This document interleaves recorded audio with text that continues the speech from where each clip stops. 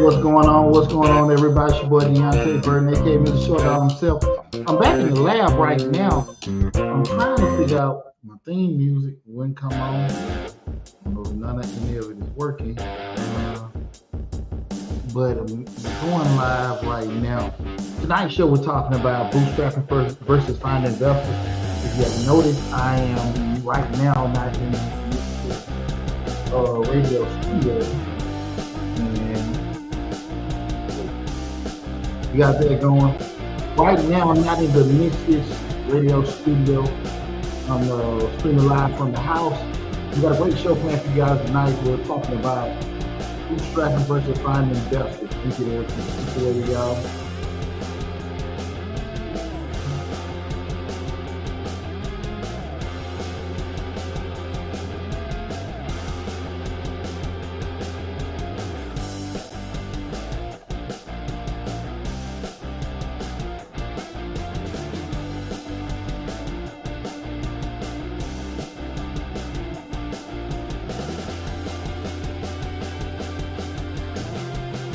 How's it going, everyone? How's it going, everyone? Again, this is Deonte Burden, aka Mr. Short Dollar himself.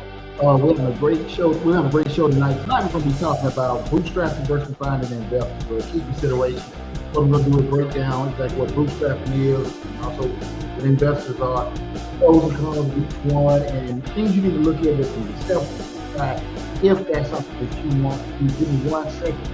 And then if you guys haven't noticed, I'm not at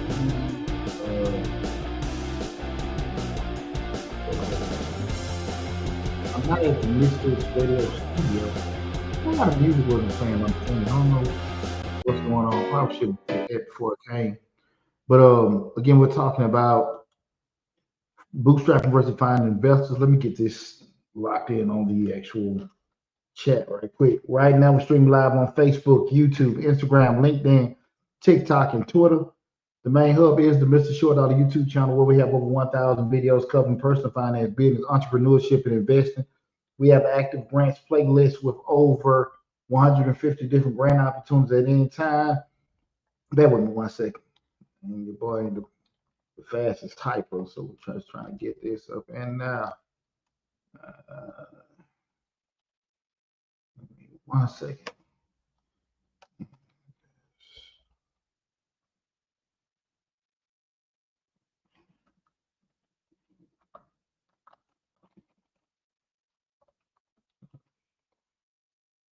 There we go. Voila. All right, we're in the game. Again, tonight's show we're talking about bootstrapping versus finding investors.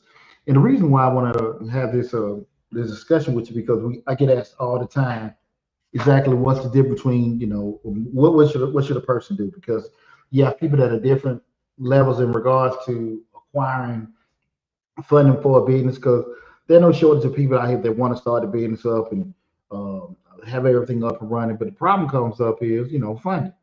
That's why probably one of the biggest reasons why we have such a huge following on this YouTube channel, because everybody is so much into the actual grants that we display on the YouTube channel, which is great. I'm always straight up with people. Grants are extremely hard to come about. Why? Because everybody wants free money and nobody wants to pay the money back, right? So that's why everybody's always breaking in there to try to get funding in regards to having grants, right? So what I wanted to do was just have a conversation with you guys tonight in regards to breaking down the difference between, bootstrapping and finding investors, what each one is, pros and cons, things like that. And hopefully give you guys some insight going forward in regards to what would be the best path for you guys to take in regards to doing the different two. Okay. Feel free to join in. If you got any questions, anything like that, feel free to ask. You got your boy full throttle tonight. So, just ask me any questions. Before we get started, I want to say happy belated birthday to my brother DJ Lab, my compadre at Memphis Radio, Memphis TV. I think Monday Lab celebrated the birthday and stuff, but I'm gonna be out the net for a couple of weeks, be back in the studio with Lab in about 2 weeks in the middle of the month. We'll say what's up to also the Slit 316. What's up, Reek? But I was thinking about taking the night off and reposting something, but I was like, let's go and do the video. But again, we're talking about Bootstrapping versus finding investors, key considerations. If you guys have any questions regarding business funding, acquiring business loans, and things like that, feel free to ask. I'm not promoting any product. We're actually having a discussion in regards to the difference between the two as far as bootstrapping, finding investors. So I should have a good discussion. If you guys got any questions, oh Lord, I forgot to open up the Instagram. There we go. Let me get that in now. I'm moving too damn fast, y'all. Moving too fast. Might be some of that turkey still in my damn brain. I don't know. Let me see 1 second. And I haven't used the I haven't streamed from the house in so long, man. That's why let me see. I'm a little bit off with everything. Y'all bear with me 1 second, y'all. We're gonna have a good discussion tonight. I said we had a lot of traction in the video with the BOI Beneficial Ownership Information Report. I know that a federal judge, I read that a federal judge did an injunction on a halt rather to the actual filing, but I will tell you guys anyway. I still would, if you haven't done, I would go on and get it out of the way because you don't want anything to sneak up on you that you forgot about or anything like that. You know, it's the video how to fill it out is free of charge for you guys to do, and I make those kind of videos to kind of assist everybody in their journey, you know, with entrepreneurship, so you don't have to pay any kind of money to anyone else to do it. So if you're able to do it, I would advise you to go on and take care of that. And that's filling out the BOIR report. That video is on Mr. Short on YouTube. But again, the night show, we're talking about bootstrapping versus finding investors. And again, two of the most common pathways when people look to start a business to fund their business is to either bootstrap, which is, you know, use your own money, or, you know, you self-funding your business up with doing that, or finding investors. That being getting a bank, venture capitalists, angel investors, some other people to come in to help fund your business. It's not a right or a wrong way. It's just what different, right? And so what we're having a discussion tonight is just having more so to have those discussions, like looking at the pros and cons with both scenarios and be able to, you know, look at yourself. One thing about me, guys, you guys know I don't give holistic advice. I'm not big on telling people, hey, you know, should you be asking, you know, should a person just go this route, go to a loan? I'm sorry. That's what I said. I've been so long looking at questions coming in the chat. I ain't see that come through. You see this. That kind of threw me off. But one of the biggest things I'm not a big proponent of, hey, fund your business yourself, or, you know, go to a bank or, you know, get investors. Everything is looked at on a case by case scenario. I'm an accountant by profession, been in the business, having my own business over 23 years. And one of the biggest mistakes I think people make is when they take holistic advice. Because when we start a business up, everybody has different situations in regards to the business. Let me move a closer to this mic. I'm sorry, y'all. One of the biggest differences that people have, different situations when we're coming to the business. I'm married, you're single. I have, you know, maybe, you know, I'm on a fixed income, you aren't. I have children, you don't. I have, you know, some legal limitations, you don't. All this stuff got to be taken into consideration when you have your business, right? So what may be applicable, it may be a good thing for me, may not necessarily be a good thing for you. So those are the kind of things that have to be taken into consideration when you look at it forming the business. So that's why I want to have a discussion with you guys tonight when we start talking about bootstrapping and finding investors, looking at those key things. Before we get started, let us talk America Radio. Should an entrepreneur invest their own funds or seek external support? Popular question, thoughts? Well, that's what we're going to have a discussion on tonight. Okay, and if once we get through with it, and I appreciate the question, make sure you let me know if you didn't get a full understanding in regards to what we're talking about. It was a good question. Should an entrepreneur invest their own funds or seek external support? That's the whole key with our discussion tonight. Let me see right here. I'm juggling, guys. Y'all got to bear with me because I'm going between the different ones, the Facebook, YouTube, Instagram, LinkedIn, TikTok, and Twitter. But if you have any questions, feel free to drop your questions in the chat and everything. What we got right here. Julian Nahara. If I pronounce your name incorrectly, I definitely apologize. I think it was Nahara. I hope I'm pronouncing it correctly. Good evening. I'm currently working for a service company and want to start my own service company. Well, listen, you are at the right place because we're going to hopefully give you some good advice. And at the end of the discussion, if you got any additional questions, feel free to drop them on me, okay? But I want to tell you thanks for tuning in. And again, tonight we're talking about bootstrapping versus finding investors. So we look at bootstrapping again. That's pretty much you using your own personal funds to get the business started, right? With getting that done. And some of the basic pros of that is number one, you got full control. It's your business, using your funds, using your money. If you where are you pulling it from? Your retirement savings, your income, whatever. You got full control of where that money is coming from, right? You again, there's no questions you got to ask anyone or anything. It is all your money. So you have full control of that. When we start talking about straight bootstrapping, you're using your money, okay? Another, you retain 100% ownership with doing it, right? All decisions are made without any outside input, okay? So that's one of the key things about it. When we start talking about bootstrapping. Next will be flexibility. You do it at your own pace however you want. If you want to grind today, chill tomorrow, you can do that. You have no kind of restraints or things when I'm pushing anything on you.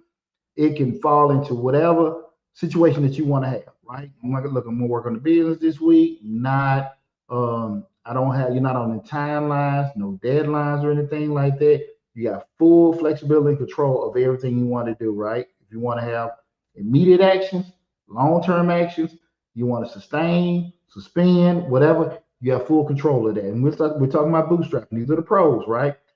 The third one, you got to have strong discipline, and this forces uh, financial prudence and ensuring that things, get are done efficiently. You're efficient with all your resources. One of the key things we start talking about being very disciplined with having your own business. If you're not gonna be stay on top of things, it's gonna be real tough. And if you're not the type of person, I'm gonna be totally honest with you, that you can work without anybody looking over your shoulder, doing certain things and stuff like that. If you can't do that, you're gonna struggle in entrepreneurship. I'm gonna be totally honest with you. Now, a lot of things be kind of be maybe limited in regards to if you're doing things on a part-time basis. We only have maybe a couple tasks here and there, but for the most part, when you want to go down the road to being an entrepreneur, you have to have a certain degree of discipline. A lot of not a certain degree, a lot of discipline, okay? Because you don't have supervisors or people watching over you to make things happen, okay? The third one is no debt or equity delusion. Again, you don't owe anybody. You don't have to worry about somebody coming back to you. Can we talk about the pros of bootstrapping? You don't have anybody come back to you say they want a certain percentage of certain things. It is all you. Y'all bear with me. I'm moving through everything with this. Again, guys, got any questions? Feel free to drop those questions in the chat. Tonight we're talking about bootstrapping versus finding investors. Key considerations, okay? And that last one being no debt or equity dilution. It's all you. It's all you. And I know a lot of times people when they start their business up, they have their unique vision on how they want to go about everything. And if you want to keep retain control, and then we're going to talk about the cons of that in a second. But if you want to retain control and all that, bootstrapping is probably the best way to go. Because again, the only person you're going to owe any kind of excuses or anything to is yourself, right? What I got a question here before I go into the cons. Julian Nahara, without stepping on their toes, I'll have to cultivate my own customers. Would it be advised to get a loan large enough to cover my salary? I won't be able to bootstrap. Well, how about we do this, Julian? I think that'd be the best thing. Let's go through the whole show and we'll talk about the pros and cons of the bootstrapping and the finding investors. If we haven't answered your question at that point, let's just circle back then because I don't want to hop into something else. Okay, I appreciate the question, but let's just get through all this first, and then once we get through, we'll open the floor up from there. Okay, but if it's a question about any particular subject that we go through at that particular time, feel free to ask. But holistically, with doing everything, let's go. Let's get through the whole show first, if you don't mind, and then we'll come back to it. And I appreciate that. Now again, we're talking about bootstrap. We just went over some of the pros, some of the good points about doing the bootstrapping option. And then we go into the cons. Here's the thing about cons, okay? Here's the thing about that. We started talking about bootstrapping that being self-funded, pulling from your own money, your savings, your checking, your retirement, however you want to do it. We went over the pros. Here's some of the cons. And this is a key one. Limited resources, right? Growth can be slower due to the lack of money you have. It's cool to even look at the point of, hey, I'm gonna use my own money to start the business up. But what's the problem? Most of us don't have any damn money, right? We don't have any access to capital. We don't have anything. So we're like, hell, it's gonna be at your leisure. I remember when my grandmother had passed and they left me the inherited property. And I'm just ready to be, going to this whole real estate mode. It's like what, oh 07, oh 08. And the thing of it was, man, I had the damn money. So you're talking about 1 year roof, 1 year the market had crashed, couldn't get a loan. So 1 year I did the roof, another year I did the plumbing, and another year I did the electrical, right? 'Cause I'm doing it at the pace I could with the money that I had, right? So that's the kind of thing I'm saying when we start talking about bootstrapping, you're going to be limited to the resources that you have, right? If you have it, good. If you don't have it, that's you're just going to be kind of stuck, right? Just talking and planning and hoping and wishing and praying. That's about it. So just kind of again, we're talking about the cons of you're looking at bootstrapping, self-funding. Second, being personal risk, right? You risk your savings, personal credit, the financial business, right? You gonna put it out. One of the key things I know a lot of times people say, well, look, I want to, get external funding. I rather, use my money or use someone else's money, lose somebody else's money. First, you got to be in a situation where somebody give you the capacity to lose their money, right? That's one of the key things. It sounds good to go to the banks or get external funding and stuff like that, but you got to be in the capacity. I mean, you even had the option for somebody to even give you that kind of stuff for it to happen, right? So that's things we got to kind of think about when we start talking about those particular things. Y'all bear with me. I'm trying to, because I'm juggling a couple balls at one time. Make sure we on top of everything here. Um, that again, one of the cons is just that personal risk. Guys, got any questions? Feel free to ask. Let me see if there's anything in Instagram. Back and forth with that, and then that. Y'all got any questions? Feel free to ask me. Y'all got me. Um, the next one being scaling challenges. We say scaling challenges. That's what we start talking about the actual business growth. We talking about the cons of bootstrapping.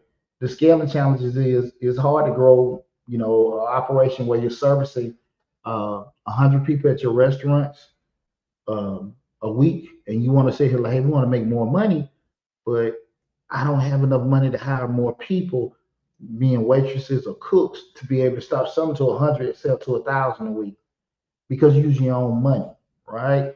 Those kind of things you got to be realistic about. Like when you want to have some kind of growth or be able to do stuff, I got this landscaping business, guys, and I want to, get these contracts and service more yards. Where I'm gonna get the money from to hire more people to get more equipment.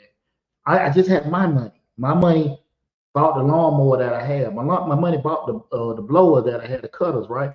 So I got to be realistic in terms of how far I can go with actually the funds that I have. The fourth one we talking about the cons of bootstrapping is it's time consuming. We talk about it a lot of times on the show. I only got 2 arms, 2 legs, 24 hours in a day.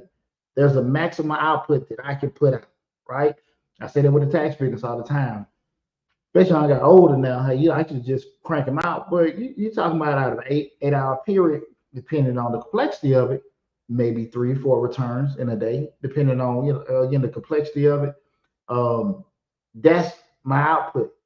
Some might be a little bit more simplistic. I can get 5 out during the day, but then you may have some days you may only get 2.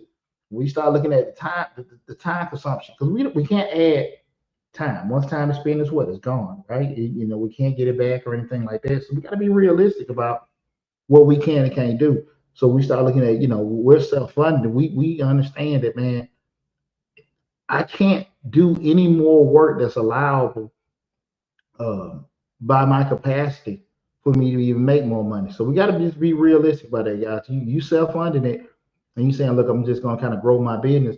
It's only going to grow realistically by the amount of time you're able to do it. Because let's take the whole option that you're not dragging your feet, you're engulfed in your business. You eat, sleeping, crack of dawn, you breaking it, taking care of the business. Excuse me. You breaking your neck, getting heavy in the business, right? We got that going. You still can only do so much. You still can only do so much. And that's one of the key things that hurt a lot of business owners, right? They get into it. You can do this, you can do that. You definitely can, but you're also going to be kind of stunted because there's only so much you can do. Okay, so I'm just kind of keep in mind. So then we go into when we start finding investors, any kind of venture capital, angel investors, family members, the neighborhood pool shark, whoever, right? So we want to look into that. We just went into the pros and cons of we self-funding or bootstrapping it.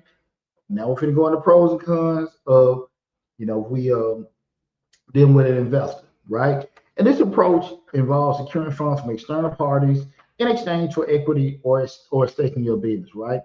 Some of the pros of actually getting any kind of external funding, that being from those investors, you got rapid growth potential. You get that cash infusion.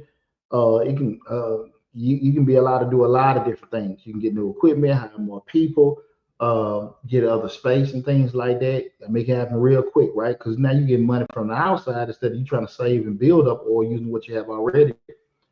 You can do a lot of stuff once you get a cash infusion, right? Right. It can be exponential depending on how much money you get set up in your business. You got an opportunity to get expertise and connections, right? You got some people that actually helping you with the business. You see that with Shark Tank. You see the people go before the different sharks and they'll pitch what they want to do. But not only are they getting money, looking to get money from sharks, they're also looking to get expertise and game and things like that, right? They're looking to get some kind of tutelage and knowledge in regards to, hey, you've been in this industry, you got access to these certain circles, you have uh, experience, connections, money, platforms and stuff like that. So those kind of things helps a lot when you actually bringing investors in because you're bringing in people in. It's a lot more to it that you're going to be acquiring besides the money. Okay, you sharing the risk. You spreading that risk out. Right now, you do have some funky agreements where you may be getting most of the money. You're getting this cash infusion, but you're going to take most of the risk on here. You got some different agreements, but most of the time you kind of spreading out the risk, right? One thing about it, I was looking at with my business in particular, I'm thinking about off the top of my head the salon I had years ago. When I was bringing people in, if they had did something, make sure it was up. I'm sorry, y'all. I want to make sure everything was good for a second. If something was done wrong, it was not for them to just my shop would have closed, but they can leave. It's just like anybody else got a business. You got people working for you. They anybody can stop at any time, right? And if you got people that want to come in being partners that don't have any skin in the game, I'm real big on having skin in the game. You just got a little skin, a damn toenail or something in there. You want to have something in that, but when they have skin in the game, I mean, they got something to lose. So then when we start talking about sharing the risk, you got potential to lose most or all your, but at the end of the day, hopefully that with that exposure or something is limited because you did bring them investors in. Okay. Another thing that could be a pro of bringing in any kind of investor is just credibility. A lot of times people can co-sign on you and say, listen, I'm backing this project or whatever. People may be more um, interested, and less reluctant to deal with you because okay, Joe's he's doing business with Joe because I don't know you. Hey, mom, what's going on? So my mom done tuned in. What's going on, mom? Appreciate you coming in, baby girl. Um, Credibility means a lot of times, especially when you're dealing with strangers, right? So again, people be reluctant to deal with certain people, certain industries, or whatever when they see that you're actually starting, you have a certain person behind you, they may be more, key to do to deal with you. Six of Red Bone said 28 said, I'm late, but what is bootstrap? Bootstrap just means you self-funded. That's all it is. Just a term used for just somebody self-funded. I mean, using your own money, your own savings, things like that. That's all bootstrapping is, right? Just a business term people use to say, what we're doing. That's all that is. Um, but the key thing, those pros that we just talked about as far as finding investors, their credibility goes out a lot, especially if, going to an industry that you may not necessarily have a big name for, but you have some experience, but you don't have exposure with people knowing you. Having some kind of certain investor come in and back you up can do a lot of beneficial benefit can be a big benefit to you because now people you can look at it and say, okay, hey, they signed for us, so we'll deal with you. Some of the cons of it of finding investor is, and this is probably where a lot of people really don't want to deal with investors or they're I don't want to use the word greed, But you know, before you get in a certain situation, you know what can and what cannot happen, right? But here's one thing that a lot of people, I guess, don't want to look at, but it happens all the time, and that's loss of control. Investors may demand equity, board seats, or influence over your decisions. And I know you guys have seen so many times where people have started businesses up and they get pushed out of the damn business because they got cash infusion, they got people that invest in their business, and once it got to a certain point or certain the business will go on a certain way, the investors like, hell, we ain't finna lose everything we got. We're gonna, we need to get you out, bring other people in. I remember that with Famous Amos. I know with Steve Jobs originally at Apple. God, I'm trying to think of stuff off the top of my head. Guys, if you got any examples of people that were actually had their own business, they brought investors in, and at some point the investors pushed them out of business, please put it in the chat now. I'm just trying to think of some situations like that where you famous people. I'm thinking of Steve Jobs, famous cookies, Steve Jobs at Apple, famous cookies. I'm trying to think of some off the top of my head. You work with Six Red but yeah, if you guys can think off the top of your head some situation like that, feel free. I mean, please add it to the to the chat. Let's see if I see damn brain on overload. See, these are the situations where I be missing lab working the ones and twos and everything. But I'm looking over all the damn platforms right now, trying to get everything in here. Let me see right quick. Okay, and again, we're talking about the cons of getting investors. The second one is pressure for ROI, pressure for return on investment. People get money from you. People want to see what's going on.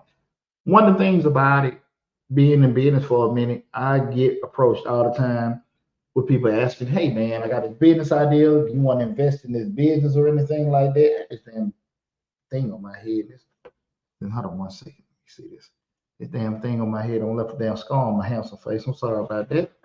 But a lot of times people approach me in regards to different business ideas and different kind of investments they want to have, and people will tell you all kind of ways that if you give them your money, how much money they can make for themselves. And it's like they never think about the money they got to pay me back. Like you borrow $5 from me and it can make you $100, then you're going to need my $5 back. Oh hell no! I need to know if I give you $5 to make you $100, how are you going to be able to give me $20 or $30 back, right? In addition to the $5, right? And I think so. I don't know what the hell going on between people's ears where they don't necessarily process that. But when you actually get into that world, you're getting investors. People want their money back, and they're gonna, put them clamps down on your ass about that money. And you got to be mentally prepared to be able to handle the pressures of, repaying people back and giving back the money that you borrowed from them. I am so serious on this, guys. You got to be mentally prepared for that, and a lot of people are not prepared for that. I'm being so serious right now. You have to make sure that you're actually prepared to answer tough questions, to deal with investors that may not be friendly to you at that particular time. So again, you got to have yourself wired for that. A lot of times people want to borrow money, but they don't have a plan in place on how to pay people back, right? Or really, yeah, how they gonna pay them back, and the actual process of going back, dealing with the pressure of that. Okay, so that pressure for return on investment is real strong. You got to make sure again you're mentally ready to be dealing with that. Okay. The third one is dilution of ownership. Each funding round decreases your percentage of ownership. The more money you're getting, the less ownership and control that you got of your business. Are you okay with it? Right? I don't think nothing's wrong with splitting things up, right? I talked a million times about me and you doing a 70-30 split. We going working together. You look like, look, D, why am I giving you 70%? But the 30% you're doing by yourself is bigger than 100% you'll be doing alone, right? You make a 30% with me, but that 30% is nowhere near the 100 that you got by yourself. And sometimes you got to think about certain things with that. How far do you want to go? Because I mean, I've had clients before. I had a guy in the office. Let me see something quick. I had a cat in the office that was Let me see something right quick, y'all. I'm sorry. Had to fix something. I had a cat that was in my office. He was in the music industry. And he was talking about, and again, guys, I'm versed with a lot of industries, but I'm not an expert with a lot of them. So I know some tidbits here and there. And he was just saying how he owned his masters. It was his music. And he was like, I would never sell my masters and things like that. And I do think certain conversations where we start talking about the actual size or credibility of a certain artist, they can have them kind of conversations. But if you own your own masters and your masters aren't worth anything, what the hell are you talking about? Like sometimes, just saying I own something doesn't carry any weight if you can't use it, right? If it's not worth anything, you know, you can have a whole coin collection and all that, but nobody interested in those coins. Those coins really don't hold any value. They can be important to you, but at the end of the day, when we start talking about assets and retaining, getting any kind of funding for it, it doesn't matter.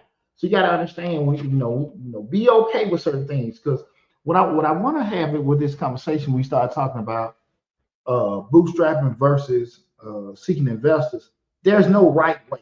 It really depends on really what you can handle, how what industry it is, how versed you are with everything. All that comes into play. So it's not a right or wrong way. It's just what's best for you. And you can have a situation where you're doing 100% funding, you bootstrap, you got everything together, and you have another situation where you got 2 or 3 investors that came to the table, right? So we got to kind of keep that in mind. There is no right way about doing certain things in business. It's just what's best for you during that particular time. Okay. Feel free, guys. Got any questions or comments, anything like that? Feel free to leave them in the chat. Again, tonight we're talking about bootstrapping your business versus finding investors. Key considerations. Okay.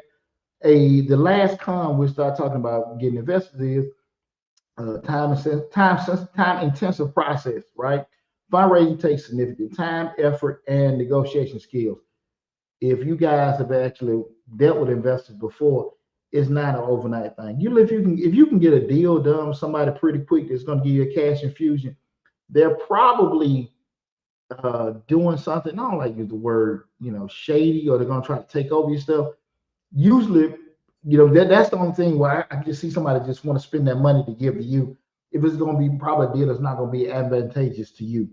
Typically, it's going to be some back and forth negotiating. I don't like this, I don't like that, except we got to make it make sense, on all sides and things like that. Those are usually kind of back and forth things that happen when you actually deal with investors, okay? It's typically not nothing that's fast. Again, typically if you can get with an investor and get something fast, it's probably something that's not going to be advantageous to you, i.e. title loans, i.e. payday lending, where you can just get it that quick, 200% or interest rates and stuff. Those are the kind of ideas. But typically when you're actually dealing with any kind of investors and things like that, it's going to be some kind of period that you got to go through with, where you got to validate certain things. They got to, make sure things make sense. You want to look at it and make sure, um, mathematically, it works. From a capacity standpoint, you can make it happen. You can deliver on stuff. All these kind of things that happen. So when you start looking at getting outside investing, you got to keep in mind there's going to be a process. Remember what I said, guys. A lot of times we deal with some of these things. We got to make sure that we're mentally prepared to go through the process. Okay. Remember that, guys. Mentally prepared to go through the process. Remember that. Mentally prepared. That's one of the key things I think people just forget all the time. Okay. And again, those are the pros and cons for bootstrapping your business and also finding investors, right? And now we can go slide over to some of the key considerations. Now, guys, before we get into that, does anyone have any questions or anything like that now while we're going through it? You see me taking a little damn coffee break. I'm trying to go through everything right quick. Again, appreciate you guys tuning in. I'm Deonte Burden, aka Mr. Short Dollar himself. Tonight's show, we're talking about bootstrapping versus finding investors, key considerations. Bootstrapping versus finding investors, key considerations.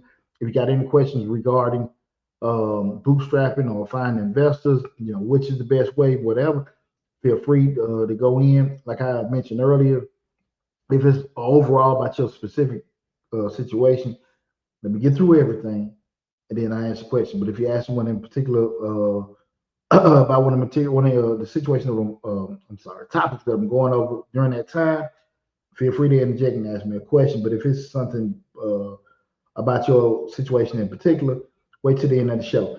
I got payoff products on TikTok asking what is bootstrapping. Bootstrapping just in general self-funding. That's all bootstrapping is. Bootstrapping is you use your own personal funds to get your business set up. Just a business term.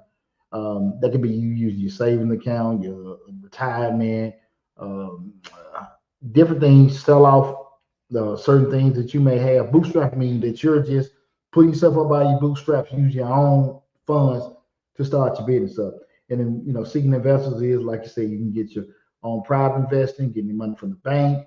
You can get your money from any kind of angel investors, things like that. That's all. That's the difference. What we're just looking at what each one is, and also looking at the pros and cons of using each one, and then how to make decisions that can be applicable to yours. Because, like I said before, neither is not a right or wrong. It's all about looking at your particular situation, right? Because you can have one deal bootstrap, another deal that you had using investors, right? And it just depends on what kind of industry you got, what kind of business you got, what kind of financial situation, what kind of life situation. Somebody that's doesn't have any kind of stress going on at home, it can be okay. But if you have maybe marital issues, children issues, things like that, all this kind of stuff got to be taken into consideration, right? That's why when we talk about we're talking Mr. Short Dollar, we don't get holistic advice, right? We're going in this house and what goes on in that house totally different, right? So we can't make the same kind of decisions under the same situation as that, right? We got to be able to sit here and gather all the information, look at what we have, and then make an informed decision from there. That's how we're supposed to do it in business, right? That's what it teaches in business school, right? When I got a bachelor's, when I got a master's, it was the same thing. We gather information, process, then make an informed decision. Not just that's what I like. This is what that's my favorite color. This feels good. That tastes good. Don't make damn business decisions off like that. Okay, we have to gather information, process, and make informed decisions, right? Okay, so we just looked at bootstrap, and I hope I answered your question. Let me know if I answered your question. I hope I did.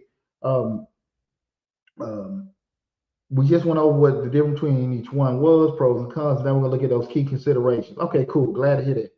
Anybody else got any questions? Back and forth.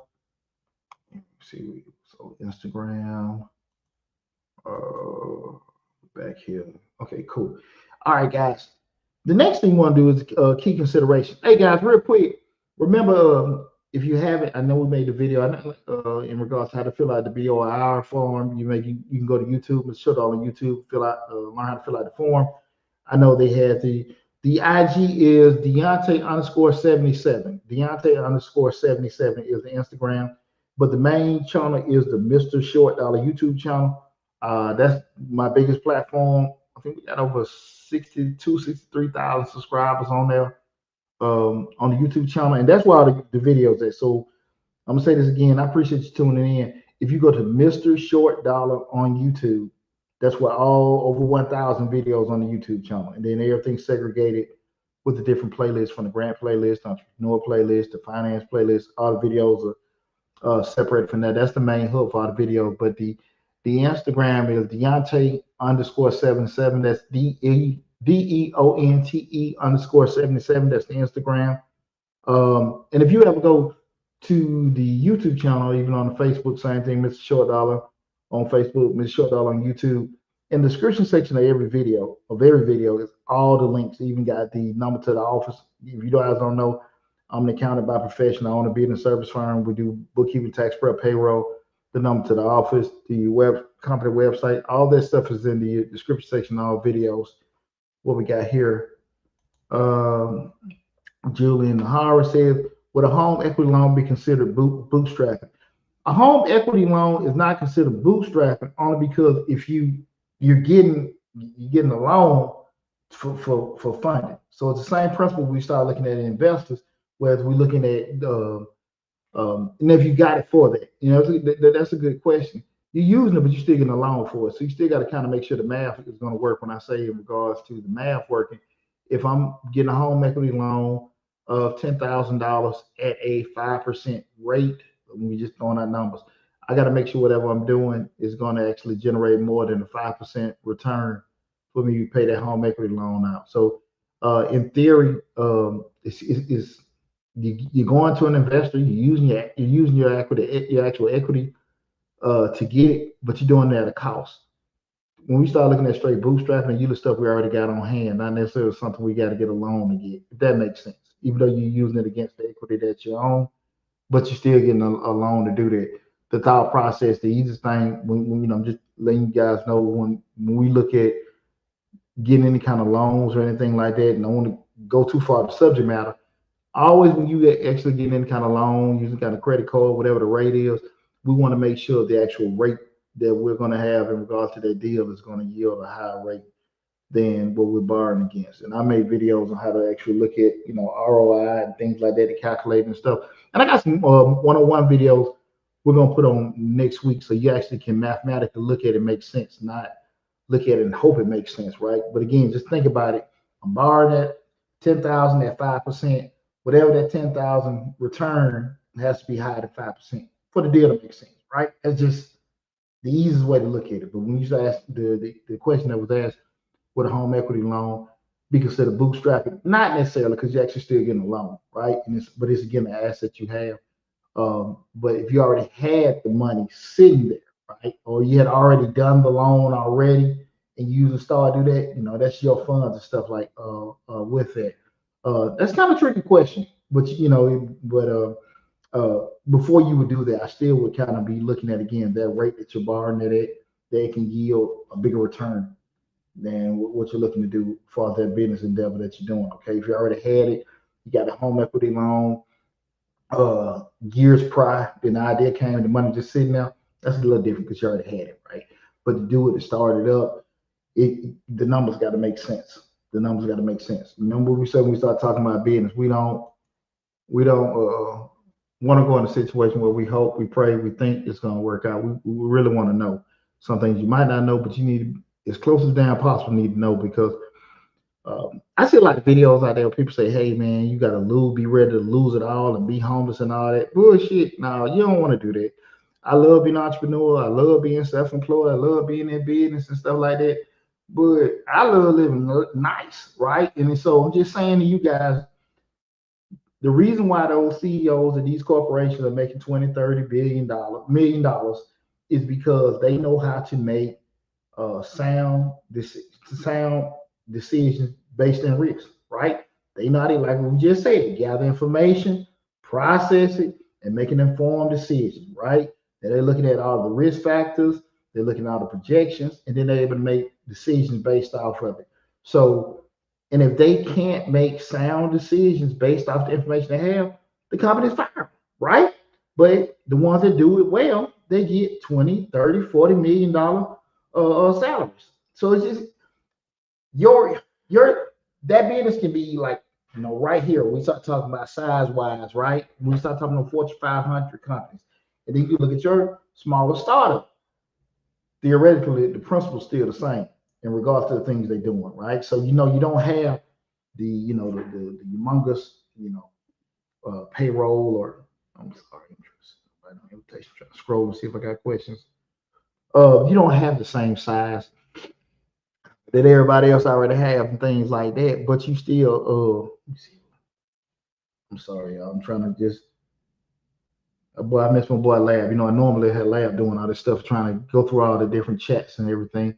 You don't have the same system or size that they have, but again, the principles are still kind of the same with that. So you don't go too far off and like, hey, I don't want to do that because I'm not that big or anything like that. In theory, most of all business concepts are the same. You just scale down the process you're doing it, right? You still have to go through certain process with the planning, definitely the planning, the projections and things like that.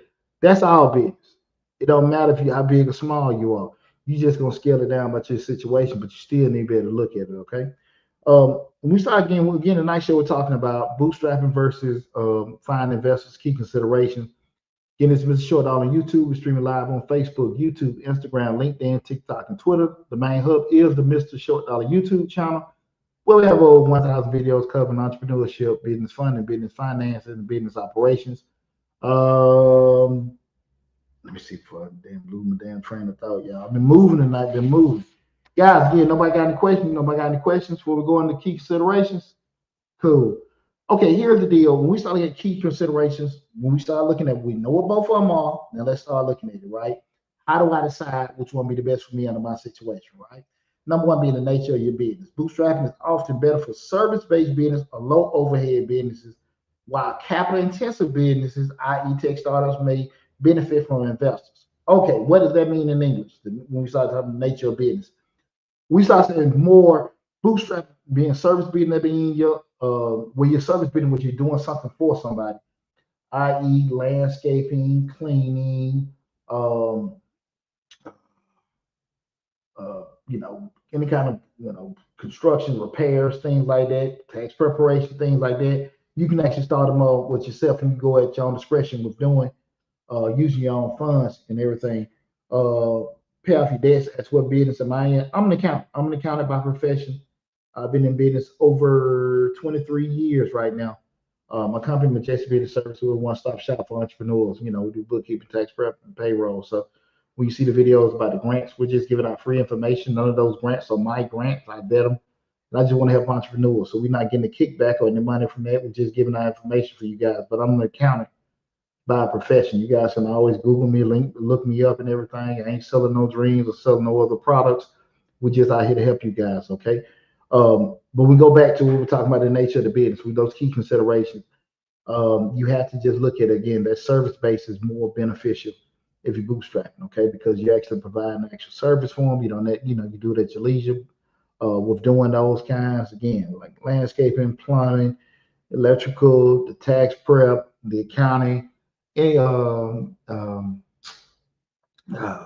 to some point, with some of the actual food delivery, things like that. But we start going into more capital intensive. Capital intensive mean actual assets for the business, right? When we say capital intensive, that's where you might need investors. When you want to get a food truck, when you want to get a restaurant, when you want to get something where you need a vehicle, something where you need some high end equipment, or you may need some money to be able to do. If you have a tech firm where you're actually spending all kind of time building stuff out, you need, probably get investors for some kind of cash infusion because it's going to be more expensive to do certain stuff. Okay, when it's capital expensive, certain things, and I say you gave probably a bad example. I say construction, more so like say carpentry and things like that. But you actually want to get the bulldozer, the cranes and stuff like that. You're probably going to get investors, right? Because it's going to be you're going to need more money to be able to acquire those certain things. That's why I say the nature of the business. Again, we're trying to just look at things, to consider when we're trying to decide if we're going to be, bootstrapping with our own funds or if we're going to get some kind of outside investors. And that first one being, take consideration that being the nature of the business. Okay. Okay, cool. Make sure everybody tracking. Cool. The second one is your growth goals. If your growth is rapid market capture, external funding is probably advantageous. For steady growth, bootstrapping might be sufficient for you. When we start again talking about, hey, listen, we want to be able to do certain things at a certain period of time at a great rate, you might want to get it. You might want to acquire some kind of external funding with doing that, especially when you start looking at a restaurant, a bar, thing like that. Like you can't, your costs, when we start getting into business, we start talking about just straight overhead. You got straight costs over, there's going to be the rent, the insurance, payroll, things like that. You have to be able to sit here and at some point we want to be able to cover costs. And we want to cover costs, we want to grow a little bit because we got certain other things coming because you may not be able to keep up with the food costs, vendors changing, things like that. We've noticed in the past 3 or 4 years in the economy, food costs have just done this, right? So we got to be able to grow, but we need to hire more people. We need to be able to do certain things and stuff.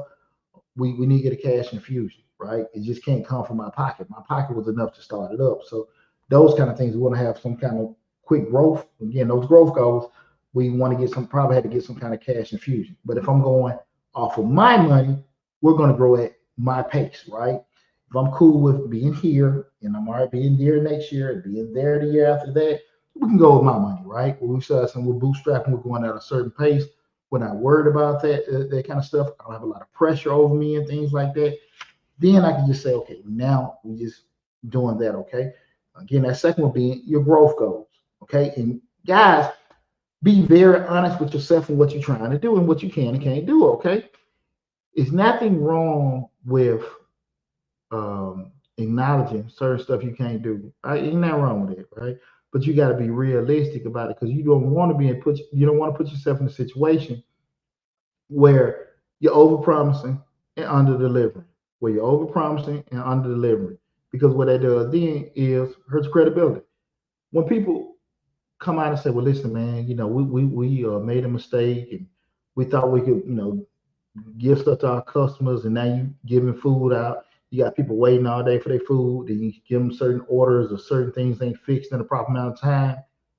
People may give you a pass that one time, but if you keep it happening, and that one time may be too many times, don't put yourself in a position where you overpromise and underdeliver, right?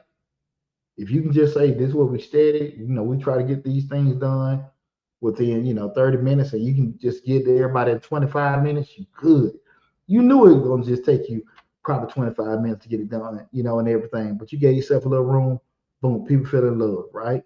If you know something is only gonna cost you $25 to do, or normally be 25 bucks, but you're making a profit already because it would normally cost you 20. You're selling it for market price can be 30. I think it's a better example.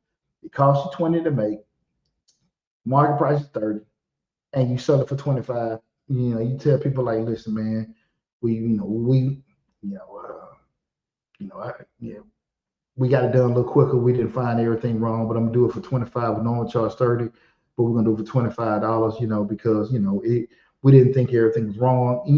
You're lying. We're marketing. We're letting the people feel like, okay, I got over and everything. You still make your profit, but that made people feel like they won. That made people feel like they won. It felt good, man. You normally charge 30, man, but I got them, get to you for $25. Car dealerships do it all the time. They already know what their market is going to be. They list it for 40. They sell it to you for 35. They're making a profit because they got it for 18 to 20. But you walk out of yeah, man, I talked them down. They don't give a damn. They know what number they have to hit, right? But they make you feel good when you left out and everything. It's just game, right? And you just have to, as you get seasoned and stuff, you'll understand those kind of things. So when we start talking about self-funding, what can you do on your own? What kind of pace can you move at? But you're doing it yourself. But if you want to have like quick growth and do certain things, because the growth can not necessarily be the quick growth may not be based in you being greedy. It may be out of necessity. Like you just listen, man, we can't be here too long. We got to grow. We got to keep up, whatever, right? Be honest with yourself for that. Okay. Again, we're talking about key consideration that you need to have to help you decide which one you should do, bootstrapping or find investors. Okay. Scan through to see if anybody got any questions, anything. Anybody got any questions? Check on the Instagram right quick. Okay, cool. Y'all got any questions? Make sure y'all ask me, okay? And here's the deal. The last one being, we talking about key considerations is consider that being risk tolerant. That being risk tolerance, guys. You guys know how much stress or how much you can lose or whatever. You know how knee deep you can get into it. People say all the time that, hey, I don't mind taking risks. I don't mind losing this. I don't, you know, I, I I make decisions based off of what I can look at the risk, what I can afford to lose, I mean, what, what I even would even want to lose, right? Me at 47, me at 27 was a different person, right? Even 37, right? Certain things, I'm on the other side now, looking at, okay, I'm gonna shut this thing down a couple years. I'm not really taking chances like I did when I was young, right? Be realistic of where you are when you start looking at that, okay? Consider your comfort with personal financial exposure versus sharing control with others. You're getting older. Can you handle the stress and the pressure of people putting on you for you to actually make your dreams come true? Right? Can you handle it? You got to ask yourself all these particular things, right? You don't want to see, and then you saying to yourself, look, I'm going to use all the money, my 401k, I'm going to take my spouse's retirement, we're just going to try to find our dreams. You out your damn mind, right? I'm just being real with you. A lot of times, you can get things done at a slower pace than you betting the whole farm on it, right? And it don't make sense because, realistically, it's harder to recover the older you getting over 45, that car don't move like it used to, right? So you can't really just try to put yourself in a situation where you got to work so hard to try to recoup certain things, right? So that's the thing you got to kind of, you being realistic with yourself. Stacy said, find investors because I don't have boots. You funny. Well, okay, we know what you're gonna do. You fine. Appreciate the comment, but I just want you guys to kind of just be thinking of that. That risk tolerance is very important, right? A lot of times people say they gamble, they do certain things. Um, again, when we start looking at some of the actual big organizations, when we start talking about taking risks, remember their risk is not they just go in just taking blind chances, right? Their risks are based off information that they acquired, processed, and made what informed decisions on. Okay, so be by carefully evaluating these factors, you choose a path that aligns with your vision, resources, and goals for your business. So, within tonight's discussion, I want you guys to just keep that in mind.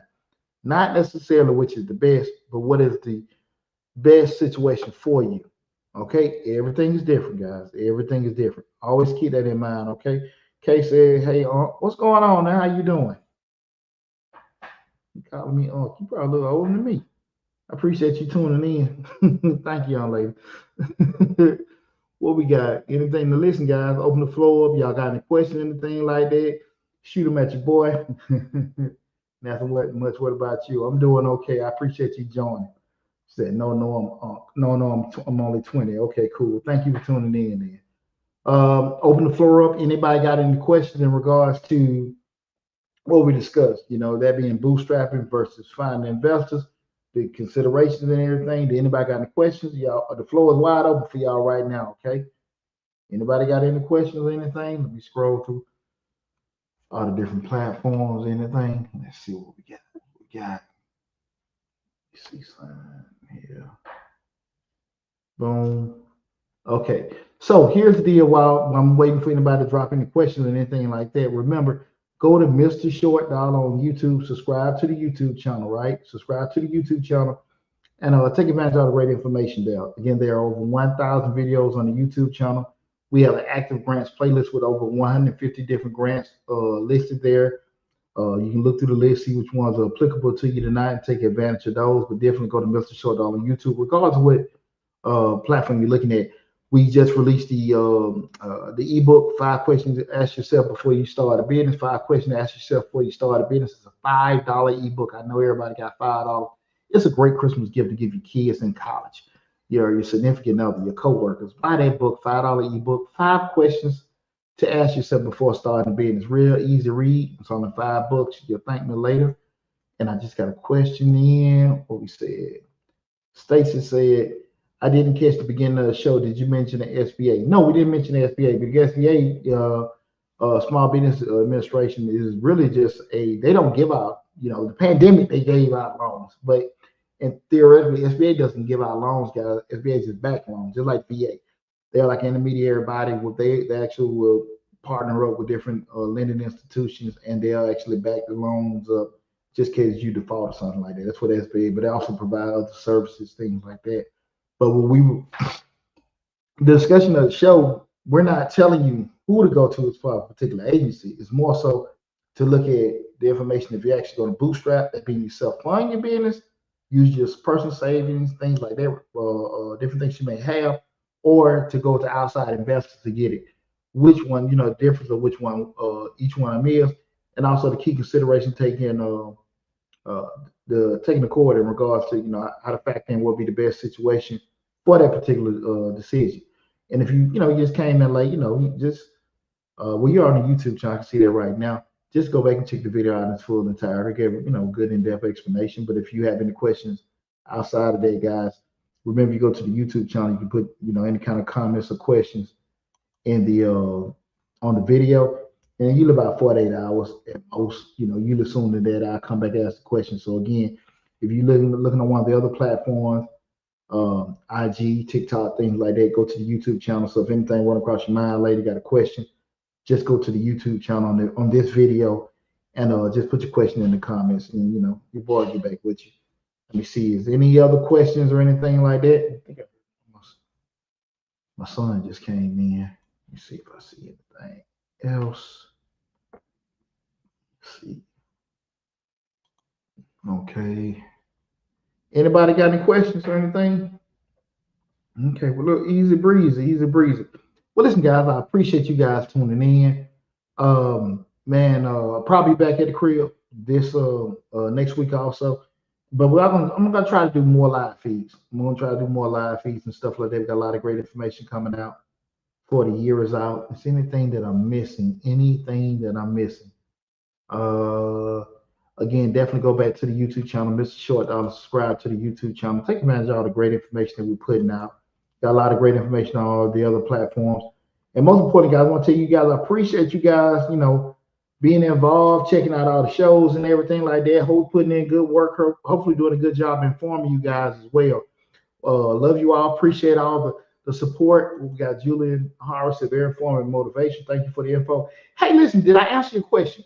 So let me before I get off of Julie to ask you questions. I want to make sure you square away on that. Let me know that before I shut everything down, because I know I told you. Let me get through everything and to make sure that what was the question you asked earlier? Would it be advised to get a loan large? Would it be advised to get a loan large enough to cover my salary? I won't be able to bootstrap. One thing about it, let me just give you some free advice, guys. This is stuff that people usually pay me for. We start talking about salary or getting a loan. The question is, without stepping on their toes, I have to cultivate my own customers.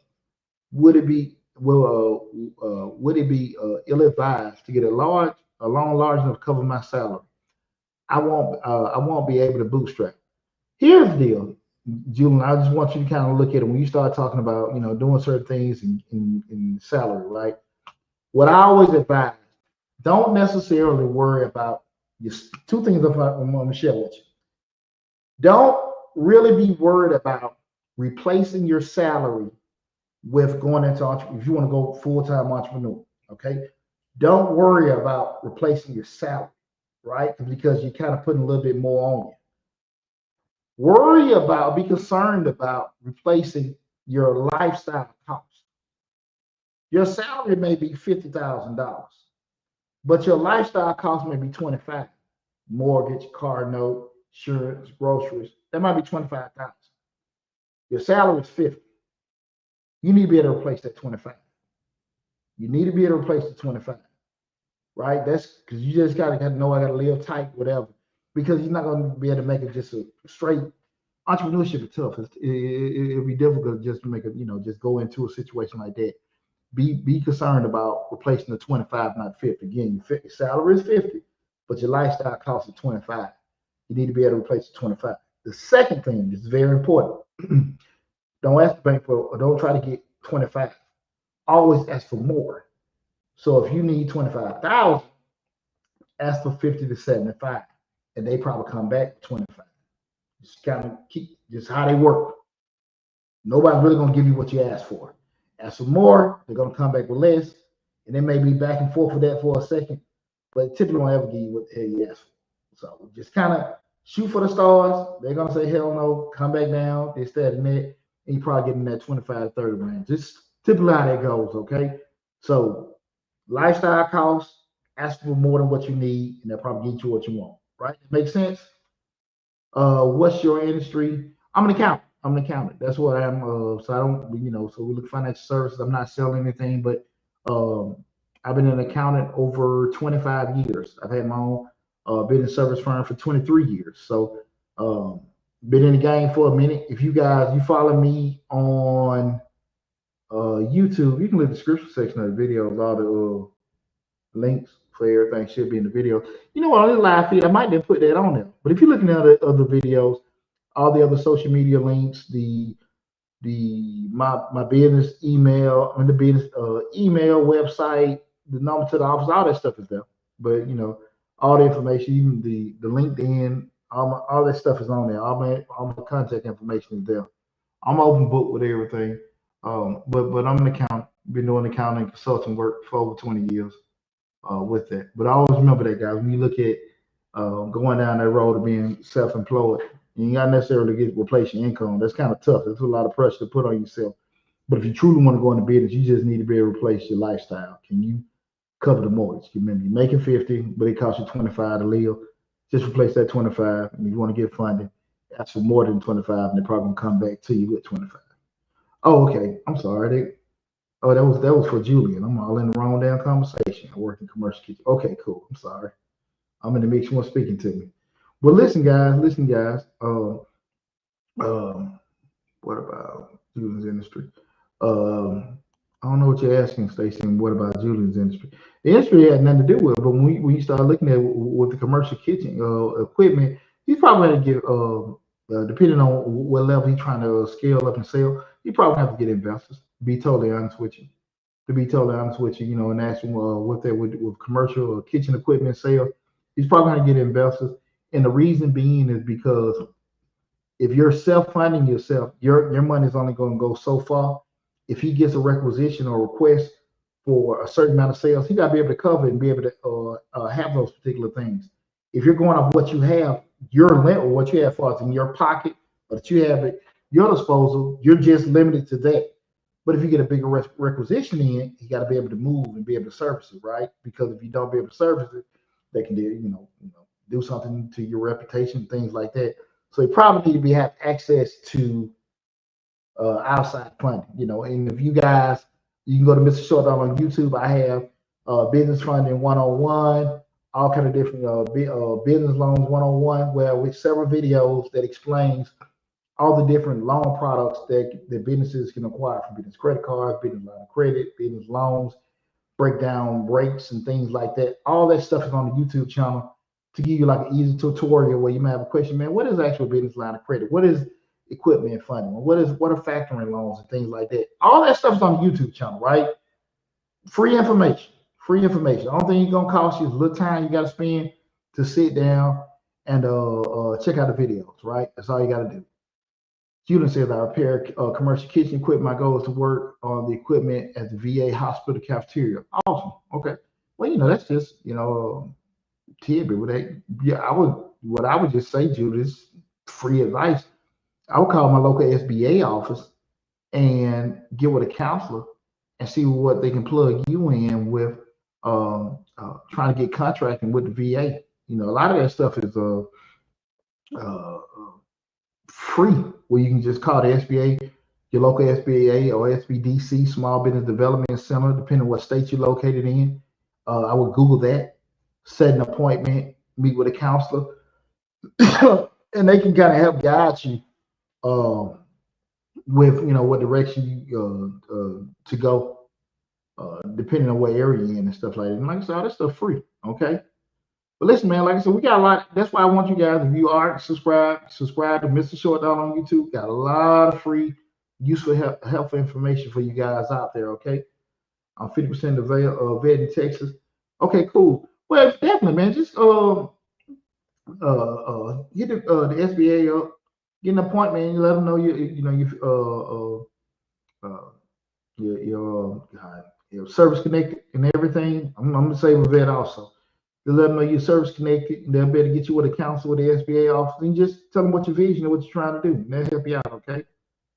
Start a subtract with a company.